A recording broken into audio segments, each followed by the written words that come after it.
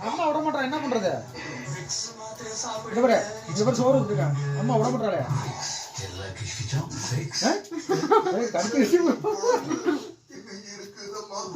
மீன் குழம்பு மீன்லாம் போட்டிருக்கேன் முள்ளெல்லாம் இருக்குது மீன் இருக்குது